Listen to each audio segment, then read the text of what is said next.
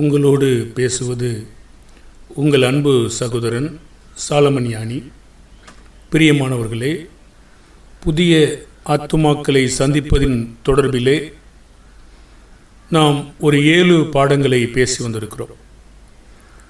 Cellphone வழியாகவோ அல்லது நேரடியாகவோ வீடுகள் சந்திப்பின் போதோ நீங்கள் எவ்வாறு அந்த ஆத்துமாக்களிடத்தில் பேச வேண்டும், எவ்வாறு உங்களுடைய நடைமுறை காரியங்கள் இருக்க வேண்டும், இயேசுவினுடைய மாதிரி என்ன, பவுலுடைய மாதிரி என்ன என்பதை பற்றி நாம் தொடர்ந்து படித்து வருகிறோம்.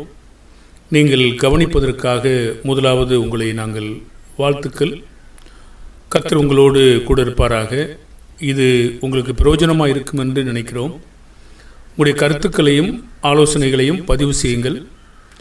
அது இன்னும் நாங்கள் சிறப்பாய் செய்வதற்கு அது எங்களுக்கு உதவி செய்யும். இன்று நாம் பார்க்க போகிற பகுதியானது கடந்த 7வது பாடத்திலே என்ன புதிய ஆத்துமாக்களை சந்திக்கிற போது எந்த விதமான காரியங்கள் நாம் போதிக்க வேண்டும் என்பதிலே அவரிடத்தில் போதிக்கும் பொழுது நிதானமாகவும் மெதுவாகவும் நாம் பேச வேண்டும்.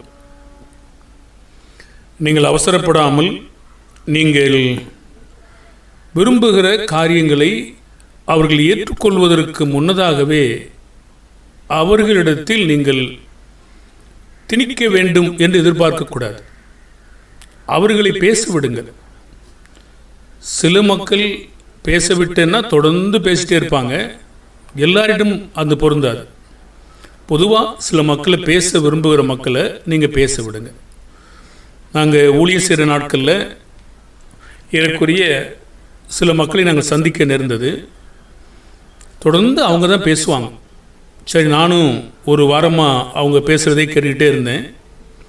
ஒரு நாள் சொன்னேன், நீங்கள் 5 நிமிஷம் பேசுங்க, நான் 2 நிமிஷம் பேசுகிறேன்னு சொன்னேன். சரின்னு ஒத்துக்கிட்டாங்க.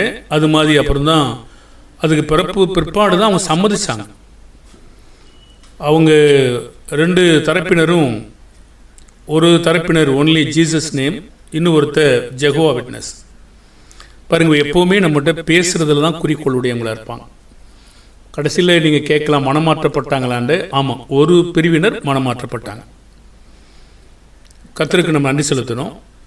ஆனால் நிறைய நேரங்களில் அவங்க பேச விரும்புவாங்க. என்னெல்லாம் பேச விரும்புகிறாங்களோ எல்லாத்தையும் பேச கேளுங்க. நீங்கள் நாமளே பேசிடணும் அவங்க கேட்டுருவாங்கன்னு நினைக்கக்கூடாது.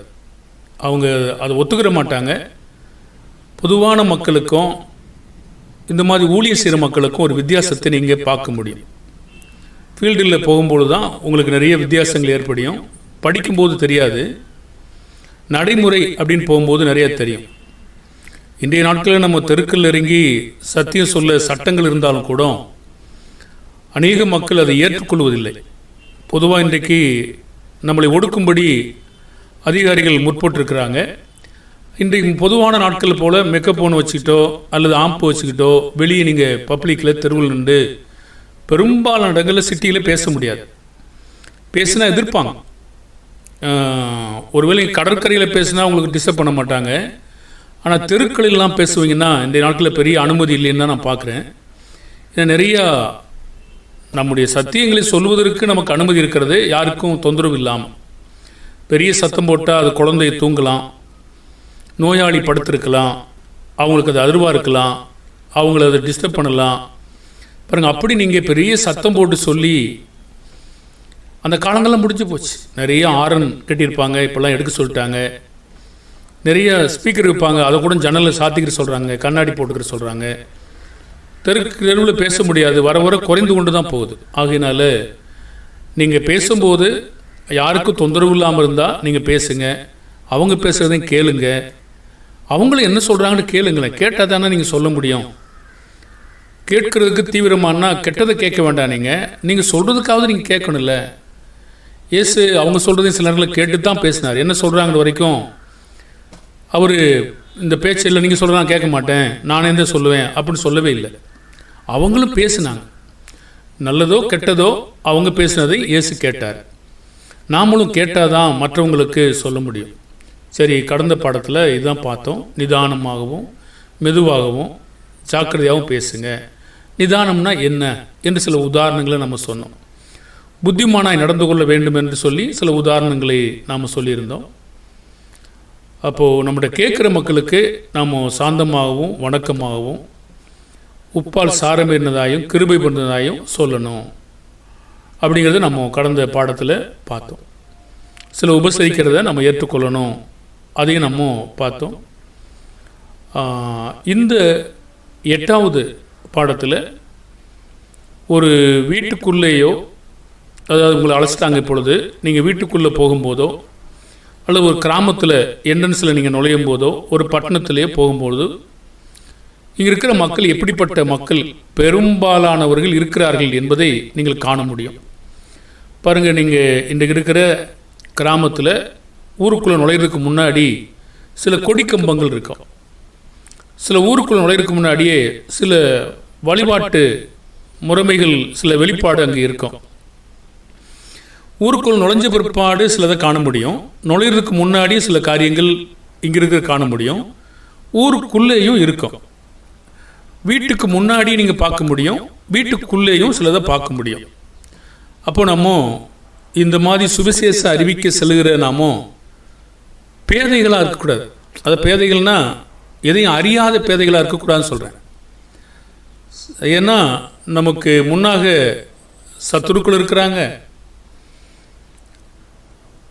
தந்திரவாதிகள் இருக்காங்க, ஓநாய்கள் இருக்காங்க, நம்மளை வஞ்சிக்கிறவங்களும் இருக்காங்க.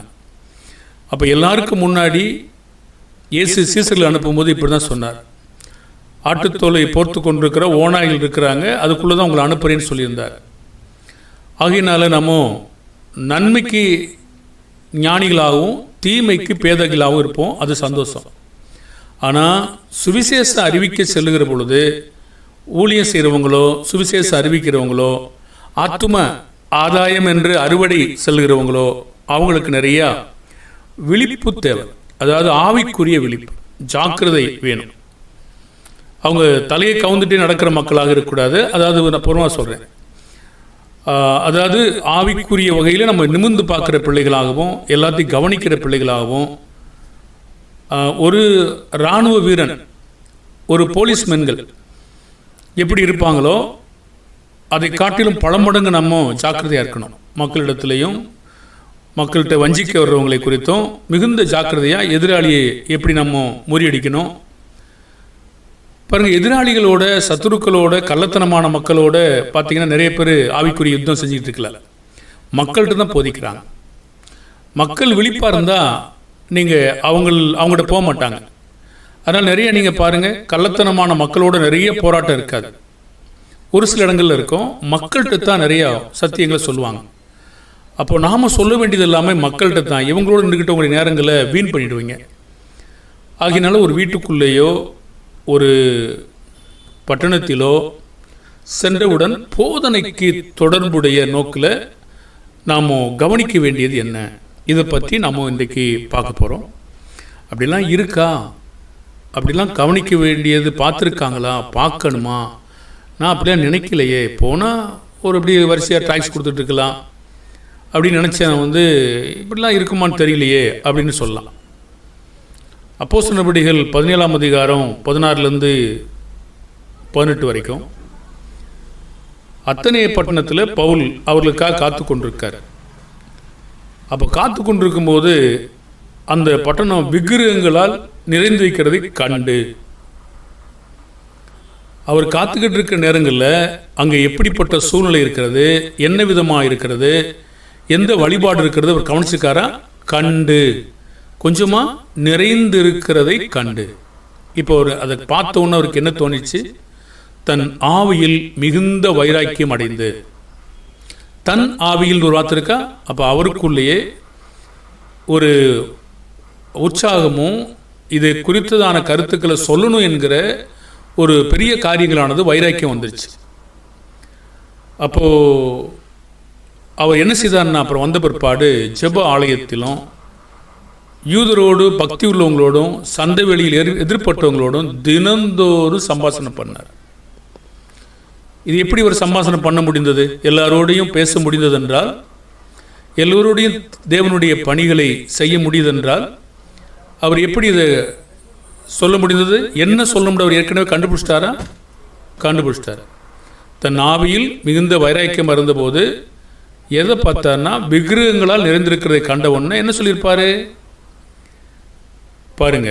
18ஆம் வசனத்தில், அப்பொழுது எப்பிக்கூரரும் ஸ்தோக்கியருமான ஞானிகள் சிலர் அவனுடனே வாக்குவாதம் பண்ணாங்க. சிலர் இந்த வாயாடி என்ன பேச போகிறான் என்றாங்க. சிலர் இவன் அந்நிய தேவதைகளை அறிவிக்கிறவனாக காண்கிறது என்றாங்க. அவன் இயேசுவையும் உயிர்த்தெழுதலையும் அவர்களுக்கு பிரசங்கித்தபடியினாலே. அப்போ அவர் சொன்ன காரியம் என்ன? இயேசுவையும் அவருடைய உயிர்த்தெழுதலையும் குறித்து பிரசங்கம் பண்ணியிருக்கார். அப்போ 23ஆம் வசனத்தில் இன்னொரு வார்த்தை இருக்குது பாருங்க. எப்படி எனில், நான் சுற்றி திரிந்து உங்கள் ஆராதனைக்குரியவைகளை கவனித்து பார்த்த பொழுது அறியப்படாத தேவனுக்கு என்று எழுதியிருக்கிற ஒரு பலிபீடத்தை கண்டேன். நீங்கள் அறியாமல் ஆராதிக்கிற அவரையே நான் உங்களுக்கு அறிவிக்கிறேன்னு சொன்னார். அப்போ என்னதை அவர் பார்த்தாரு? அறியப்படாத தேவனுக்கு. அப்படி என்னதான் இருந்துச்சு? நீங்கள் இந்த அதிகாரம் முழுசும் படிப்பீங்கன்னா நம்முடைய பாடத்துக்கு சுருக்கமான கருத்தை சொல்லுவோம். கைகளினால் கட்டப்பட்ட கோவில்களில் வாசம் பண்ணுகிறதாக அந்த அத்தனை பட்டணத்தர் அறிந்திருந்தார்கள். இன்னொன்று,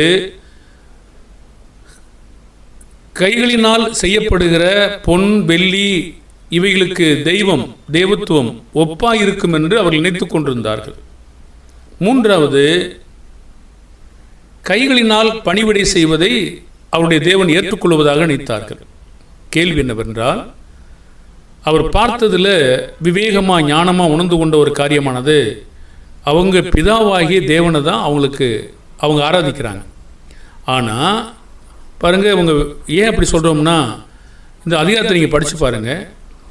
நீங்கள் ஆராதிக்கிற அவரையே நான் உங்களுக்கு அறிவிக்கிறேன். 17ஆம் அதிகாரம் 23 கடைசியில் இருக்கா? ஒரு பலிபீடத்தை கண்டேன், நீங்கள் அறியாமல் ஆராதிக்கிற வேறொருத்தரை நான் உங்களுக்கு அறிவிக்கிறேன்னு சொல்லுங்க, அவரையே. அப்போ அவர் எப்படி இருப்பார் என்று, எப்படி விரும்புவார் என்றும் அவங்க யோசிச்சிருக்காங்க. அதையும் அவங்க செஞ்சுருக்காங்க. கேள்வி நமக்கு முக்கியமான கேள்வி தாங்க. ஒரு மனிதர்களுடைய வாசம் பண்ணுகிற இடத்திலோ அல்லது பட்டணத்திலோ வீட்டுகளிலோ நாம் பிரவேசிக்கிற பொழுது அவங்க எந்த சூழ்நிலை இருக்கிறாங்க, எப்படி இருக்கிறாங்க என்று நாம் கவனித்து பார்த்த பொழுது விக்கிரகங்களால் நிறைந்திருக்கிறதை கண்டு, அப்போ நம்ம ஏதோ சத்தியம் சொல்ல போகிறோம். என்ன சொல்ல போகிறோம்? சும்மா போகிறேன், பார்ப்போம், கர்த்தர் வழி நடத்துவார். இன்னைக்கு சொல்கிற மக்களை பார்க்குறீங்களா? ஆவியானவர் நம்மளை வழி நடத்துவார். அதெல்லாம் உண்மைதாங்க. அவருக்கு ஒரு வைராக்கியம் இருந்துச்சா இல்லையா? அவர் ஒன்று பார்த்தாரா இல்லையா? அவர் ஒன்று கண்டுபிடிச்சாரா இல்லையா? இதெல்லாம் நீங்களே பார்க்க வேணாமா? அப்போது இதெல்லாம் என்ன சொல்லுது நமக்கு பாருங்கள். அப்போ இன்றைக்கு இருக்கிற இந்த சில மக்களை பார்த்தீங்கன்னா, பிரசங்கத்தையே அவங்க ப்ரிப்பேர் பண்ணுறதில்லை.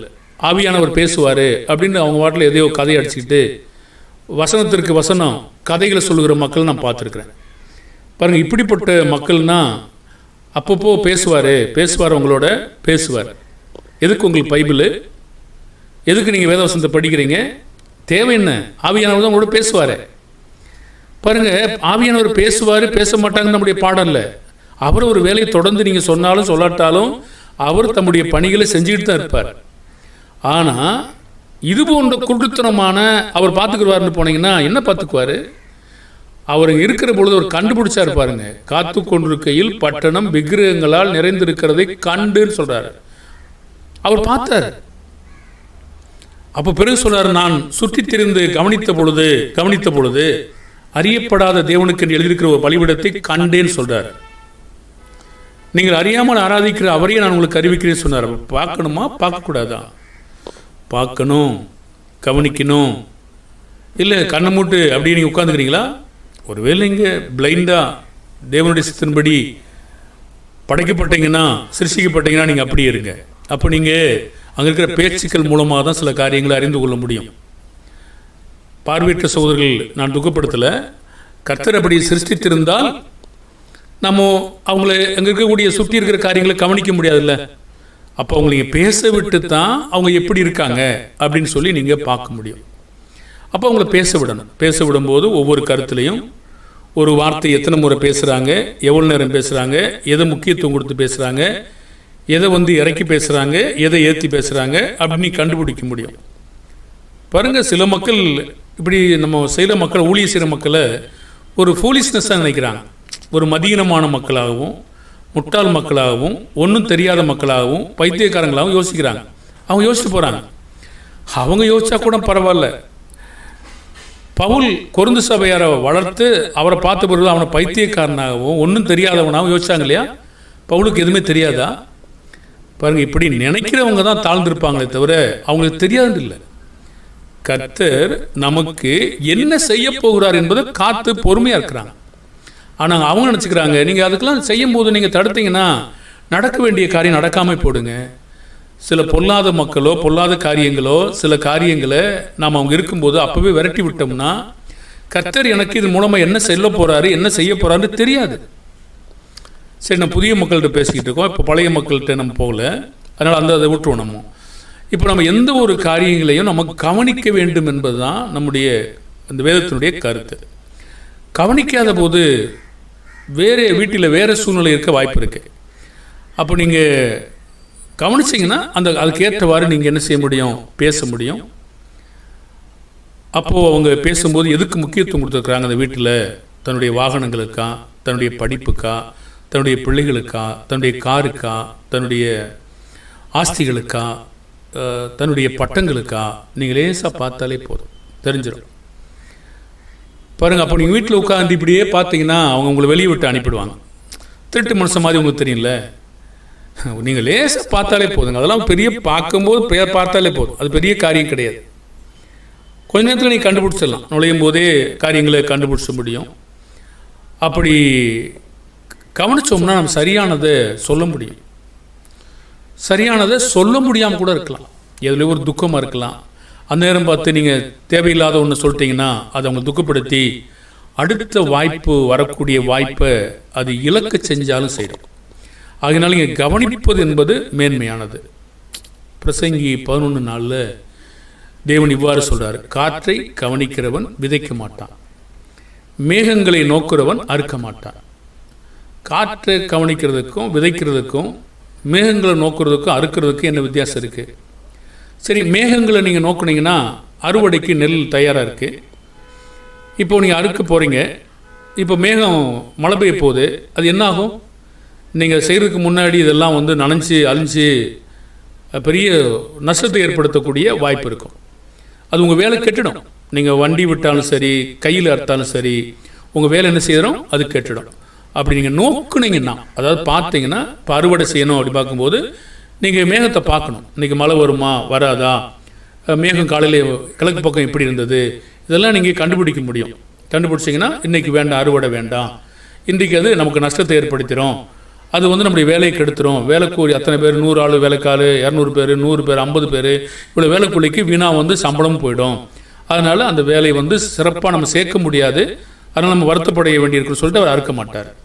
காற்று கவனிக்கிறேன்னா பாருங்கள், காற்று, ஒவ்வொரு காற்றுக்கும் ஒரு ஒரு விஷயம் நீதிமொழியில் இருக்குங்க. அந்த பாடத்தை நம்ம விரிவாக்க வேண்டாங்க. சரி, காற்றை கவனிக்கிறாங்க. இப்பொழுது இன்னும் மேற்காற்றே அடிச்சுக்கிட்டு இருக்கு அப்படின்னு பார்த்தீங்கன்னா நமக்கு விதைக்கிறதுக்கான காலம் இல்லைன்னு கண்டுபிடிச்சுவாங்க. இன்னும் தென்றலே அடிச்சுக்கிட்டு இருக்குன்னா விதைக்கிறதுக்கான காலம் இல்லை. வடகாற்று இப்போ திரும்பிடுச்சு. வடகாற்று வந்துச்சுன்னா இனிமேல் மழை வரக்கூடிய காலங்கள் வந்துருச்சு.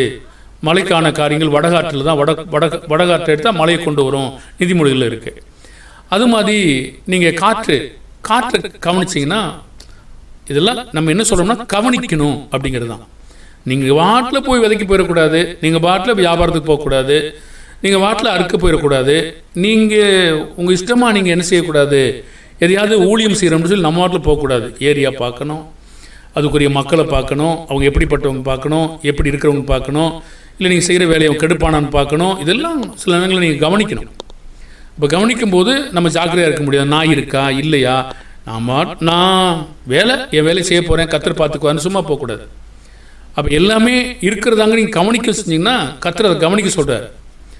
அப்போ எல்லாம் கவனிக்க சொல்லும் பொழுது நீங்கள் இல்லாத வேலையை கவனிக்காமல் ஒரு வேலை செய்யுங்கன்னு தேவன் எப்போதுமே சொன்னதே கிடையாது. தேவனுடைய பிள்ளைகளே, வேலை செய்யும்போது அதை நம்ம கவனிக்கணும், அதை நோக்கணும். இயேசு அப்படி கவனித்தாரா? யோவான் 16:12 சுவிசேஷம் அறிவிக்கிறாரு. அப்போது பிதா அவர்கிட்ட பேசிகிட்டு இருக்காரு. பிதா பேசுனா தான் அவர் பேசுவார். அப்போ இயேசு இதெல்லாம் அவர் என்ன செஞ்சார்? அவர் சொல்கிறாரு, இன்னும் யோவான் 16:12 மன்னிக்கவும், இன்னும் அநேக காரியங்களை நான் உங்களுக்கு சொல்ல வேண்டியதாக இருக்கிறது, அவைகளை நீங்கள் இப்பொழுது தாங்க மாட்டீர்கள். பாருங்க, அப்போது நீங்கள் தாங்க முடியாத ஒரு அளவில் இந்த டீப் லெவல் இத்தனை பவுண்டு தான் எடை தாங்கும்னு இருக்குது. இதுக்குள்ளே தான் நீங்கள் தண்ணி செலுத்தணும். அதை விட போர்ஸாக நீங்கள் ஒரு 90 பவுண்டு தாங்கிறதுக்குள்ளே ஒரு 2000 பவுண்டு அதுக்குள்ளே தண்ணி அனுப்பி காற்று அனுப்பிட்டிங்கன்னா வெடிச்சிடாதா? வெடிச்சுங்கிறது தெரியும். அதே மாதிரி சில மின் வயர்கள் இழுக்கும்போது இந்த ஏர் கண்டிஷன் வச்சிங்கன்னா இந்த வயர் போடணும், சாதாரண காரியத்துக்கு 2 பல்புனா அந்த வயர் போடணும். நீங்கள் எதுவும் வாஷிங் மிஷின் அல்லது கிரைண்டரு அல்லது ஹீட்ரு வாட்டர் ஹீட்ரு போட்டிங்கன்னா இந்த வயர் போடணும். ஏன் சொல்கிறாங்க?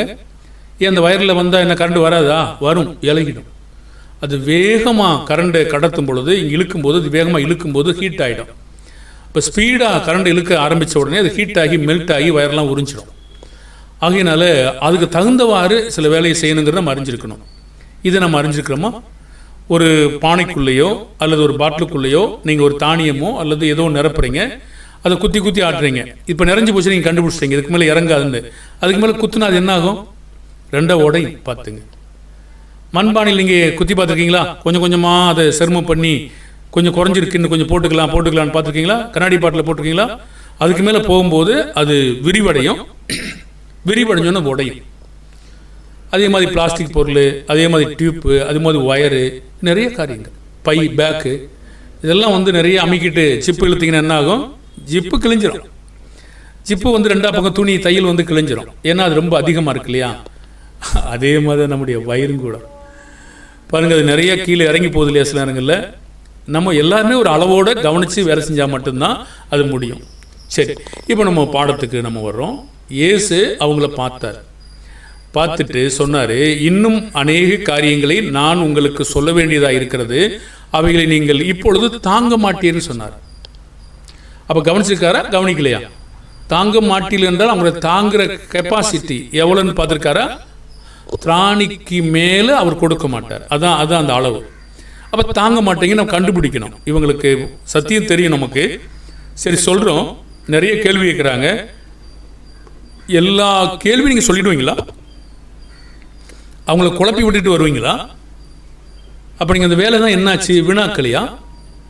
அப்போ அவங்க தாங்க மாட்டாங்கிறத இயேசு கண்டுபிடிச்சாரு. சரி, இயேசுவை அநேகர் தேடி வந்தாங்க, சத்தியத்தையும் கேட்க வந்தாங்க.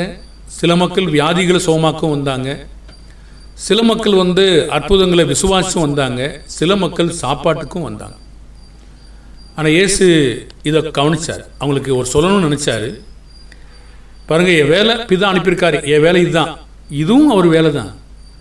பிதாவானவர் இதையும் அவருடைய வேலைன்னு சொல்கிறார். யோவான் 6:26-27 இயேசு அவர்களுக்கு பிரதியுத்தரமாக, நீங்கள் அற்புதங்களை கண்டதினால் அல்ல, நீங்கள் அப்பம் புசித்து திருப்தியானதினாலேயே என்னை தேடுகிறீர்கள் என்று மெய்யாகவே மெய்யாகவே உங்களுக்கு சொல்லுகிறேன். அழிந்து போகிற போஜனத்திற்காக அல்ல, நித்திய ஜீவன் வரைக்கும் நிலை நிற்கிற போஜனத்திற்காகவே கிரியை நடப்பீங்கள். அதை மனுஷகுமாரன் உங்களுக்கு கொடுப்பார், அவரை பிதாவாகிய தேவன் முத்தரித்திருக்கிறார் என்றார். அப்போ 6ஆம் அதிகாரம் 26வது வசனத்தில் இயேசு அவங்கள பார்த்தார். என்ன பார்த்தாரு? நீங்கள் அற்புதங்களை கண்டதுனால அல்ல, அதுக்காக நீங்கள் என்னை தேடலை, நீங்கள் அப்பம் புசித்து திருப்தியானீங்க இல்லையா, அதனால தான் என்னை தேடுறீங்கன்னு கண்டுபிடிச்சார். அப்படி இருந்தால் கொஞ்சம் மாற்றி நம்ம சொல்லணும் அவங்களுக்கு. நிச்சயமாகவே நாம் கண்டுபிடிக்கணும் எல்லாத்தையும்.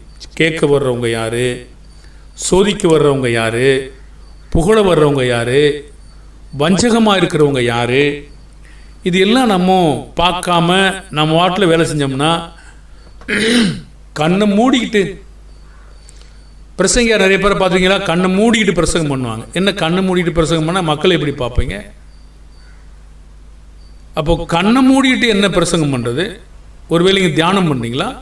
இல்லை எப்படி தான் பார்ப்பீங்க மக்களை? ஒருத்தர் வெட்ட வரவனே பார்த்தா நீங்கள் ஓடணும்ல, கல்லடிக்க வரவனை பார்த்தா ஓடணும்ல, கண்ணை மூடிட்டு இருந்தால் நீங்கள் வாட்டில் பார்ப்பீங்களா? பாருங்கள், அப்படி என்ன நீங்கள் கண்ணை மூடிட்டு ஒரு பிரசங்கம் பண்ணுறங்க? பாருங்கள், அப்படி கூட மக்கள் இருக்கிறத நான் பார்த்துருக்கேன். சரி, அப்போ நான் மக்களை கவனிக்கணும்னு சொல்கிறார். அப்போது இங்கே வஞ்சகமாக வந்தவங்க, சோதிக்க வந்தவங்க, அவங்க துர்க்குணத்தோடு வந்தவங்க, இதெல்லாம் கூட அவர் கண்டுபிடிச்சார். எப்படி கண்டுபிடிச்சாரு? உள்ளிருக்க துர்க்குணத்தை உடனே கண்டுபிடிச்சிட்டாரா? அவங்க கேட்குற கேள்வி, அவங்களுடைய பேச்சின் முறை, அவங்க ஏற்றுக்கொள்கிற வகை, அவங்க கேட்காம போகிறது, அவங்க பேசுகிறது காரியம் எல்லாத்தையும் விஷயம் கண்டுபிடிக்கிறார்.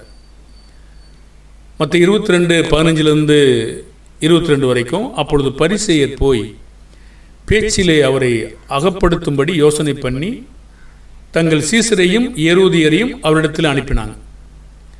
அவங்க வந்து, போதகரே, நீர் சத்தியம் உள்ளவர் என்றும் தேவனுடைய மார்க்கத்தை சத்தியமாய் போதிக்கிறவர் என்றும் நீர் முகதாட்சணியம் இல்லாதவராகையால் எவனை குறித்து உமக்கு கவலை இல்லை என்றும் அறிந்திருக்கிறோம் அப்படின்னு சொல்லி முதலாவது வஞ்சகமான ஒரு புகழ்ச்சியை அவங்க சொல்லிட்டாங்க. சரி, நம்மட சொன்னால் அது தெரியாது. ஆனால் இயேசு சொல்லும்போது இயேசு ஞானத்திலும் வளர்த்தியிலும் தேவ கிருபையிலும் வளர்ந்திருக்கிறாரு. அவருக்கு அதை அறிந்து கொள்ளக்கூடிய வல்லமையும் கூட இருக்கிறது. பாருங்க, அப்படிப்பட்ட வளர்ச்சியிலே அவர் அதை பெற்றிருக்கிறார். தேவன் சில காரியங்களை அவருக்கு கொடுத்திருக்கிறார். பாவங்களை மன்னிக்கிற, அற்புதங்களை செய்கிற, இந்த மாதிரி காரியங்கள்லாம் கொடுத்துருக்கார் இல்லையா? கொடுத்துருக்காரு. அப்போ அதனால் உமக்கு எப்படி தோன்றுகிறது? ராயனுக்கு வரி கொடுக்கிறது நியாயமா அல்லவோ? எங்களுக்கு சொல்லுன்னு கேட்டாங்க. இந்த பேச்சே அவங்களுக்கு தெரியலையா? இத்தனை வருஷ காலமாக ராயன்ட்ட இருக்காங்க, ராயன்ட்ட வரி கொடுக்கணுமா வேணாமா அது உங்களுக்கு தெரியாதா? பாருங்க, என்ன செய்யணும் உங்களுக்கு தெரியாதா?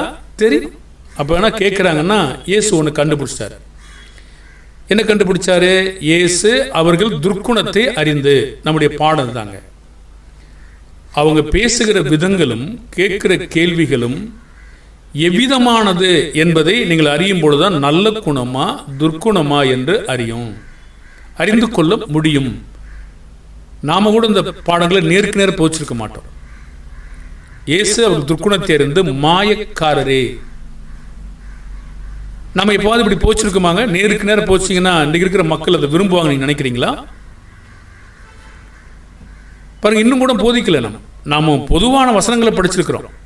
ஆனால் இந்த மாதிரி நேரடியாக நின்று இயேசுனுடைய அளவுக்கு இன்னும் நாம் போதிக்கிற அளவுக்கு தைரியம் இல்லை, போதிக்கவும் இல்லை. பாருங்க, அப்படி மாயக்காரன் சொன்னால் அடி வாங்கி செத்து போகிறவங்களோட பயப்படுறோம் நம்ம. பாருங்க, ஆனால் வெளியே பொதுவாக வசனம் சொல்கிறோம். ஆனால் இயேசு மாதிரி இன்னும் நம்ம தைரியமாக தேவனுடைய பலத்தில் அதிகாரமாக இன்னும் நம்ம போதிக்கல. சிலர் போதிக்கலாம், கர்த்தர் உங்களை ஆசீர்வதிப்பார், அடி வாங்குவீங்க நிச்சயமாக, உங்களை அதிகமாக பகைப்பாங்க. சரி, அவர் சொன்னார் வந்து துர்க்குணத்தை அறிந்து மாயக்காரரே. பாருங்க, நீங்க போய் இதெல்லாம் சொல்லுங்கன்னா சொல்லுங்க. இயேசு யூதர்கள்ட்ட பல 1000 ஆண்டுகளாக வாழ்ந்த யூதர்கள்ட்ட பேசிட்டு இருக்காரு. நீங்க அப்படிப்பட்ட மக்கள்கிட்ட பேசும்போது சொல்லுங்க. நீங்க புதிதான மக்கள்கிட்ட அது இல்லை. நாம அந்த பாடத்தினுடைய கருத்து என்ன கேட்டீங்கன்னா, அவங்க எந்த வகையா அவங்கள்ட்ட கேட்குறாங்க, எந்த வகையான பேசுறாங்க, எந்த குணத்தோட கேள்வி கேட்குறாங்கன்னு கண்டுபிடிக்கணுங்கிறதான் சொல்லி கொடுத்துட்டு இருக்கான்.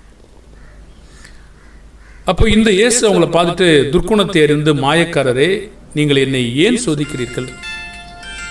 வரி காசை காட்டுங்க அப்படின்னு சொன்னார். நாம் அறிந்து கொள்ள வேண்டும். ஒவ்வொருவரையும் நாம் அறிந்து கொள்வதற்கு தேவ ஞானம் நமக்கு கண்டிப்பாக வேணும். ஆவிகளை பகுத்தறியக்கூடிய ஞானம் கூட தேவன்கிட்ட நம்ம கேட்கணும். கண்டிப்பாக வளர முடியும். பார்க்கும்போதே நீங்கள் எல்லாத்தையும் வளர்ந்துட்டீங்களேங்க, வெறும் பார்வையிலே நீங்கள் எல்லாத்தையும் கண்டுபிடிச்ச முடியாது. கொஞ்சம் ஒரு சில குணங்களை வச்சு நீங்கள் கண்டுபிடிக்க முடியும். சில மக்கள் தங்களை ஞானிகள் என்று என்றாங்க, பார்த்தவொடனே நான் சொல்லிடுவேன், ஒன்றும் சொல்ல முடியாது. அதெல்லாம் உங்களை ஏமாத்திடும். நீங்கள் பார்த்தவொன்னே சொல்கிறதெல்லாம் நடிக்கிறவங்களை நீங்கள் பார்த்தவொன்னே எப்படி கண்டுபிடிப்பீங்க? அவங்க நேரத்துக்கு நேரம் மாற்றி மாற்றி நடிப்பாங்க. முகத்தை மாற்றிக்கிறவாங்க, கண்களை மாற்றிக்குவாங்க, விரல்களை மாற்றிக்கிறவாங்க, பார்வையை மாற்றிக்கிறவாங்க, எல்லாத்தையும் மாற்றுவாங்க. நீங்கள் எப்படி கண்டுபிடிப்பீங்க? கொஞ்சம் ஒரிஜினலாட்டி இருக்கும்போது கொஞ்சம் கண்டுபிடிக்க முடியும். ஆனால் நாம் பேசும்போதும் அவருடைய வார்த்தையிலிருந்து தான் அதிக காரியங்களை கனிகளினாலே அறிந்து கொள்ள முடியும். என்ன பேசுகிறாங்க, எப்படி நடந்து கொள்கிறாங்க, அப்படி தான் நீங்கள் கண்டுபிடிக்க முடியும். பாருங்கள், இன்றைக்கி இந்த குறி சொல்கிறவங்க, இந்த சோசியக்காரங்க பார்த்த உடனே கண்டுபிடிக்கிறேன்னு சொல்கிறாங்க. சும்மா பூரா ஏய்க்கிறாங்க பிழைப்புக்கான. நீ கூப்பிட்டு நிப்பாட்டி நீ கண்டுபிடிக்க சொல்லுங்கள், ஒன்று கண்டுபிடிக்க தெரியாது. பொதுவாக மனிதனுக்கு இருக்கக்கூடிய சில சைக்காலஜி அது சம்மந்தமான கண், நெகம், கை இதை பார்த்து இப்படி இருந்தால் இப்படி அப்படிங்கிறது ஒரு 100 பேருக்கு 90 பேர் இப்படி இருக்குது அப்படிங்கிறதுக்காக கொஞ்சம் 1-2 சேர்த்து அப்படி சொல்லுவாங்க. அதெல்லாம் உண்மை கிடையாது. அவங்களால சொல்ல முடியவே முடியாது. அதெல்லாம் வந்து தவறு. ஆகையினால் நாம் அவங்க வாயின் வார்த்தைகள் மூலமாக தான், செயல் மூலமாக தான் நீ ஒருத்தர் நடந்து வரும்போது நீ கண்டுபிடிக்கலாம், கொஞ்சம் கண்டுபிடிக்கலாம். அவங்க பார்வையை வச்சு கொஞ்சம் கண்டுபிடிக்கலாம். அப்போ இதெல்லாம் வந்து கொஞ்சம் கொஞ்சம் கண்டுபிடிக்கலாம். சில மக்கள் சில காரியங்களை வச்சு கண்டுபிடிக்கணும்னு சொல்கிறாங்க, ஆனால் தோற்றுருவாங்க அவங்க எப்போவுமே. அப்படி சாத்தியம் இல்லை. அது உண்மையாகவும் இருக்க முடியாது. தேவனுடைய வார்த்தை உண்மை, ஆனால் மனிதனுடைய எண்ணங்கள் எல்லாம் அது சும்மா. அது வந்து தத்துவம், ஞானம், மனித ஞானம், அதெல்லாம் தேவன் பைத்தியமாக்கிட்டேன் அப்படின்னு சொல்கிறார். ஆகலைங்க, அதை நீங்கள் நம்பாதுங்க. அவர்கள் எப்போ ஒரு அறிஞ்சிருந்தார்னா அவர்கள் துர்க்குணத்தை அறிந்து, மாயக்காரரே நீங்கள் என்னையே சோதிக்கிறீங்கன்னு கேட்டார். பேசின பிற்பாடு தான் சொன்னார். பிறகு வரிக்காசை கொட்ட சொன்னார். பிறகு சுருபாலாம் கேட்டார். அது நம்முடைய பாடம் இல்லைங்க. அது தொடர்பான பாடமாக இருந்தாலும் நாம் கண்டுபிடிக்கிற காரியமானது, அவர் வஞ்சகமாய் புகழ்ந்தவர்களையும் சோதிக்க வந்தவர்களையும் அவர் கவனித்தாரா என்றால் ஆமாம்.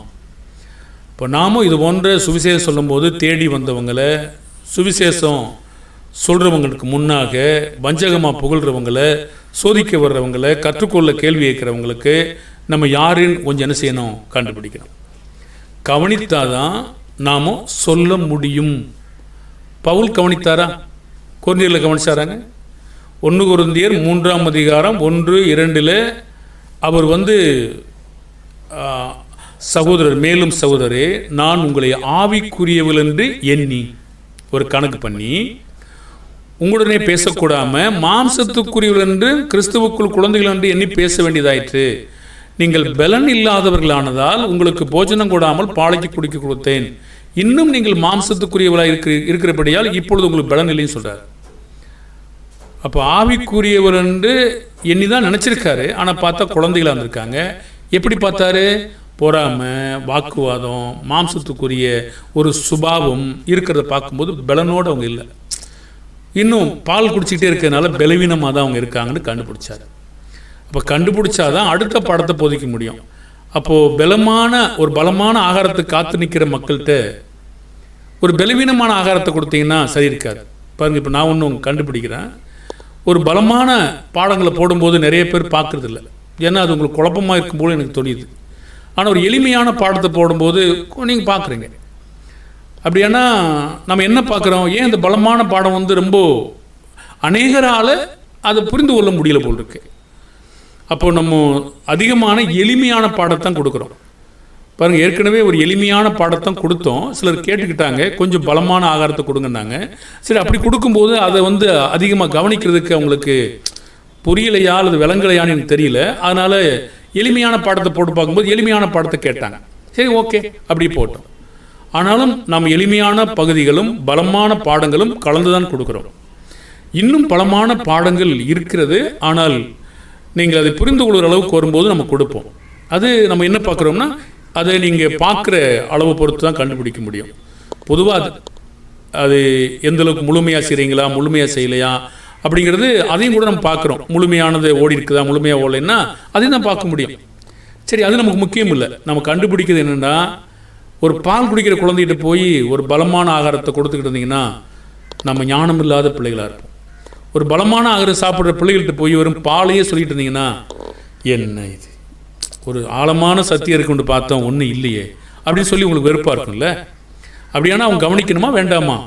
கவனிக்கணும். எபிரேய நிருபத்தில் உள்ள கிறிஸ்தவுடைய பற்றி மெல்கிசேதேக்கை விஸ்தாரமாக பேசுறதுக்காக எபிரேயர் 5ஆம் அதிகாரம் 11-14 வரைக்கும் அங்கே ஒரு இருந்தது. ஆனால் அவங்களுக்கு விளங்க பண்ணுறது அரிதாக இருந்துச்சு. அப்போ இவருக்கு தெரியும் போதிக்கிறதுக்கு, ஆவியானவருக்கு. ஆனால் கேட்குற பிள்ளைகள், காலத்தை பார்த்தால் போதகராக இருக்க வேண்டிய உங்களுக்கு தேவனுடைய வாக்கியங்கள் மூல உபதேசங்களை மறுபடியும் உபதேசிக்க வேண்டியதாக இருந்தது.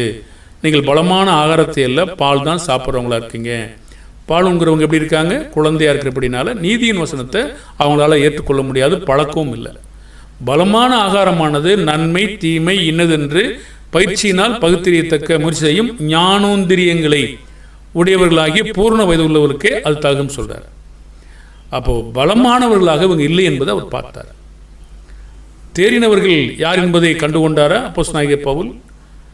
1 கொரிந்தியர் 2:6. அப்படி இருந்தும் தேறினவர்களுக்குள்ளே ஞானத்தை பேசுகிறோம், இப்பிரபஞ்சத்தின் ஞானத்தை அல்ல, அழிந்து போகிறவர்களாகிய இப்பிரபஞ்சத்தின் பிரபுக்குடைய ஞானத்தையும் அல்ல. இப்படி நாம யார் வளர்ந்துருக்கிறாங்க, யார் வளரல, யார் குழந்தைங்க, இதெல்லாம் நம்ம கண்டுபிடிக்கணுமா வேண்டாமா? கண்டுபிடிக்கணும். எபேசியர் 2ஆம் அதிகாரம் 1-18-20 வரைக்கும் பார்த்தீங்கன்னா சபையாருக்கு எல்லாம் சொல்லிட்டு வர்றார். ஒவ்வொரு சபையாரையும் நீங்கள் எந்த நிலையில் இருக்கீங்க அப்படின்னு இயேசு பார்க்குறாரா பார்க்கலையா? பாருங்க, எபேசு சபையை பார்க்குறாரு. 2ஆம் வசனத்தில், உன் கிரியை, உன் பிரயாசம், உன் பொறுமை, நீ பொல்லாதவர்களை சகிக்க கூடாமல் இருக்கிறதையும், அப்போஸ்தலர் அல்லாதவர்கள் தங்களை அப்போஸ்தலர் என்று சொல்லுகிறதை சோதித்து அவர்களை பொய்யர் என்று கண்டறிந்ததையும் அவன் பார்த்துருக்காங்களா? பார்த்துருக்காங்க. அப்படி சகித்து கொண்டிருக்கிறதையும் பொறுமையாக இருக்கிறதையும் நாமத்து நிமித்தம் விளைப்படையாமல் பிரயாசப்பட்டதையும் அறிந்திருக்கிறேன்.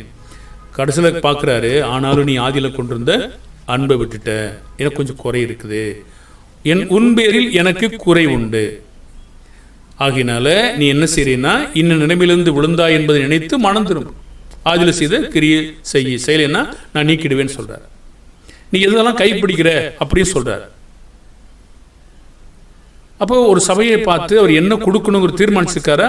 அதுக்கான அறிமுகம் செய்கிறார்.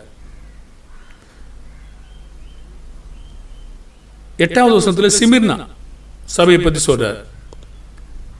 அந்த சபையை குறித்து அறிந்திருக்கிறாரா? அறிந்திருக்கிறார்.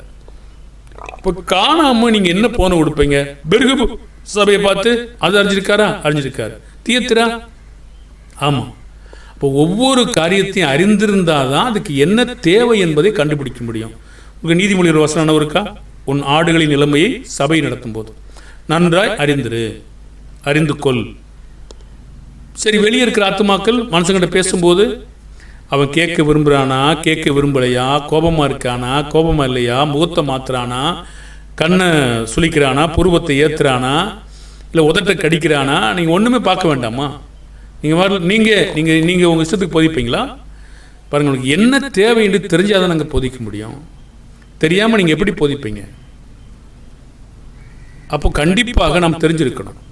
லூக்கா 12ஆம் அதிகாரம் 13-15 வரைக்கும். அப்பொழுது ஜனக்கூட்டத்தில் ஒருவன் அவரை நோக்கி, போதகரே, ஆசியை பாகம் பிரித்து என் வீதத்தை எனக்கு தரும்படி என் சகோதரனுக்கு கட்டளையிட வேண்டும் என்று கேட்டுக்கொண்டார். இயேசு இந்த வர்றேன், அதெல்லாம் கொஞ்சம் பஞ்சாயம் பண்ணுறேன் அப்படி சொன்னாரா? அவர் கேட்டார் ஒரு கேள்வியை, மனுஷனே, என்னை உனக்கு உங்களுக்கு நியாயாதிபதியாகவும் பங்கிடுகிறவனாகவும் வைத்தவன் யார் என்றார். அப்போ அவர் என்ன கண்டுபிடிச்சார்? அவங்கள பார்த்து, பொருள் ஆசையை குறித்து எச்சரிக்கையாருங்கள்.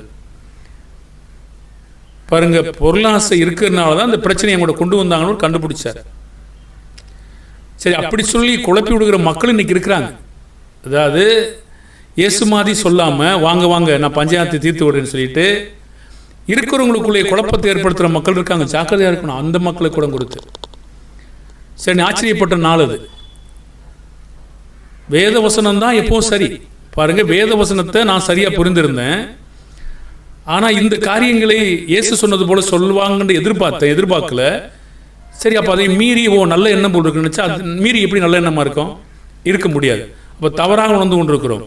அவங்க தவறு இல்லை, நான் தான் தவறு. அப்போ அதனால் குழப்பம் நடக்கும், பிரச்சனை இருக்கும்.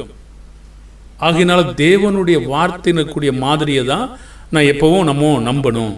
அப்போ அவர் என்ன கண்டுபிடிச்சார்னா, காட்சியை பாருங்க. அவர் கண்டுபிடித்தது, இப்போ எனக்கு சண்டை போட்டு 2 பேரும் தெரியாங்களா, நிச்சயமா எவனுக்கோ ஒருத்தனுக்கு பொருள் ஆசை இருக்கு. எவனோ ஒருத்தன் விட்டு கொடுக்கல, 2 பேருமே விட்டு கொடுக்காம இருக்காங்க. இப்போ 2 பேருக்குமே ஆசை இருக்கு. பாருங்க, தனக்குரியதாக இருந்தாலும் தேவனுடைய வார்த்தை விட்டு கொடுன்னு சொல்லுது இல்லை.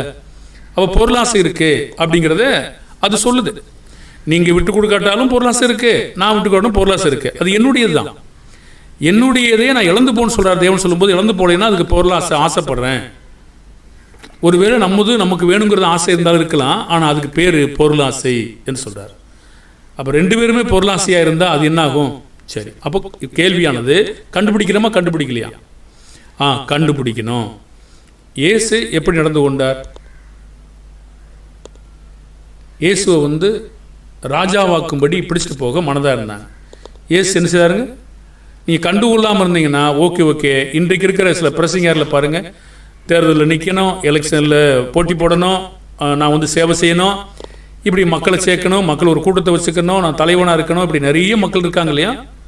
ஆனால் இயேசு என்ன செய்தார்? மலையின் மேலே ஏறி விலகி போயிட்டார். சொல்லுங்கள் ஜெகன். ஓகே, அவர் மலையில் ஏறி அவர் வந்து விலகி போயிட்டார். இன்றைக்கு இருக்கிற மக்கள் வாங்க நம்ம ராஜா பார்க்குறேன்னா வாங்க போகலாம் அப்படின்னு தான் போவாங்க. நிறைய பேர் இது மாதிரி இருக்கிறாங்க. ஆனால் இவைகள் அழிந்து போகிற வேலைகள். நம்முடைய வேலை இது இல்லை. நாம் தேவனுக்கு பணியாற்றுகிற வேலை. அவங்க பிழைப்புக்கு அடுத்த அலுவல்களில் சிக்கிக்கொள்ளக்கூடாது.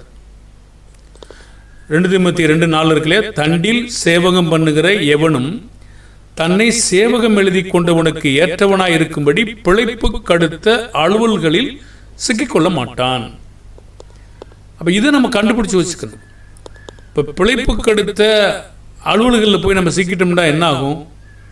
நாம் தோல்விடுவோம். ஆகையினால நாம் என்ன பேசணும், என்ன செய்யணும், மக்கள் என்ன தீர்மானத்தில் இருக்காங்க, எப்படி இருக்கிறாங்க, நம்மளை வீணாக புகழ்கிறாங்களா, இதெல்லாம் நம்ம கண்டுபிடிக்கணும். கண்டுபிடிச்சாதான் சரியான பணியாற்ற முடியும். பிரியமானவர்களே, நாம் இன்றைக்கு பொதுவாக முக்கியமாக பார்த்தது என்னென்னு கேட்டிங்கன்னா,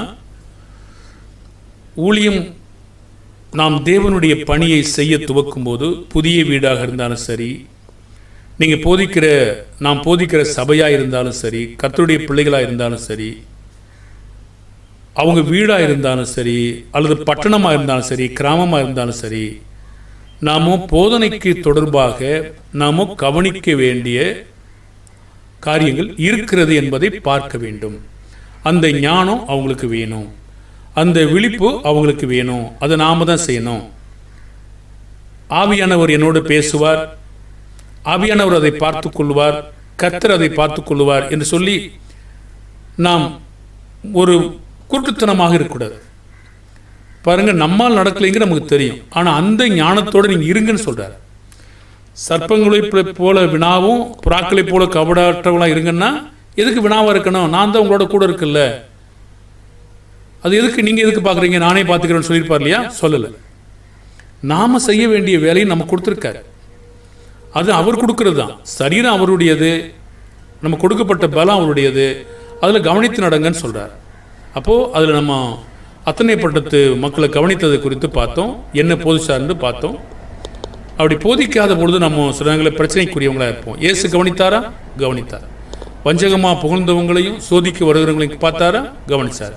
பவுல் கொரிந்தியர்களை கவனிச்சாரா? கவனிச்சார். எபிரேயர் நிருபத்தில் உள்ள கிறிஸ்தவங்களை அங்கே போதிக்கிறவங்க கவனிச்சாங்களா? ஆமாம். அப்போ தேர்ந்தவங்க யாரு, குழந்தைங்க யாரு, வளர்ந்தவங்க யாருன்னு கண்டுபிடிச்சாங்களா? ஒவ்வொரு சபையும் இயேசு கண்டுபிடிச்சாரா? ஆமாம். அப்படியானா நமக்கு நம்மளை தவறான வழி நடத்த தீர்மானிக்கிறவங்கன்னு கண்டுபிடிச்சாரா? ஆஸ்தியை பங்கிடுறது, ராஜாவாக்க போகிறது, இதெல்லாம் கண்டுபிடிச்சாரா? ஆமாம். நம்ம பிழைப்பு கடத்தில் சிக்கிக்கொள்ளாமல் ஜாக்கிரதையாக இருப்போம். போகிற இடங்களெல்லாம் இதெல்லாம் நமக்கு கிடைக்கும். சில கனப்படுத்தப்படலாம், பூமிக்குரிய வகையில் மேன்மைப்படுத்தப்படலாம். ஆகினால இதற்காக நீங்கள் அடிபணிந்து போய் தேவனுடைய வேலையை இழந்து பெறக்கூடாது. பிழைப்புக்கு அடுத்த அலுவல்களில் சிக்கிக்கொள்ளக்கூடாது. அது ரொம்ப கவனமாக இருப்போம். பிதாவாகிய தேவன் நம்மை ஆசீர்வதிப்பார். ஜெபிப்போமா? இரக்கமும் அன்பும் நிறைந்த பரலோக பிதாவே, உம்முடைய வழிநடத்துதலுக்காக நன்றி.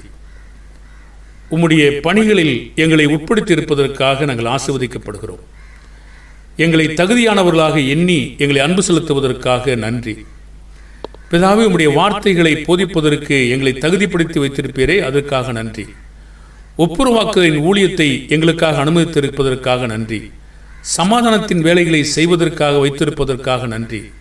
பிதாவே, உமக்கென்று வாழவும் உமக்கென்று பிழைக்கவும் உம்முடைய வார்த்தைகளை அறிவிக்கவும் அநேகரை பாவத்தினின்று திருப்புவதற்கான வேலை செய்யவும் எங்களை நியமித்திருப்பதற்காக நன்றி செலுத்துகிறோம். பிதாவே, இதிலே எங்களுக்கு கட்டளையிட்ட பிரகாரமாக ஜாக்கிரதையாக இருக்கவும், நாங்கள் சொல்லப்பட்ட வார்த்தையின்படி கவனித்திருக்கவும், விழிப்பாக இருக்கவும், அதை நோக்கவும், கண்டுகொள்ளவும் நாங்கள் எங்களுக்கு ஞானத்தை தரும்படியாய் வேண்டிக் கொள்கிறோம். உமது பிள்ளைகளுக்கு நாங்கள் கண்டுகொண்டால் மாத்திரமே அப்படிப்பட்ட போதனையாய் கொடுக்க முடியும். வஞ்சகமாய் புகழ்கிறவர்களையும் சோதிக்கிறவர்களையும் கவனிக்க எங்களுக்கு உதவி செய்யுங்க. பிதாவே, பவுல் கவனித்தது போல எங்களுக்கு கவனிக்கக்கூடிய ஞானத்தை தாங்க. கவனித்தால் மாத்திரமே எப்படிப்பட்ட போதனை அவர்களுக்கு கொடுக்க முடியும் என்பதை கண்டுகொள்ள எங்களுக்கு உதவி செய்யுங்க. இயேசுவின் நாமத்தில் செபிக்கிறோம் நல்ல பிதாவே, ஆமேன். வாழ்த்துக்கள் அன்பான தேவனுடைய பிள்ளைகளுக்கும் வியூவர்ஸ்க்கும். கர்த்தருடைய இரக்கமும் அன்பும் உங்களோடு கூட இருப்பதாக. மீண்டும் சந்திப்போம் தேவனுடைய பிள்ளைகளே.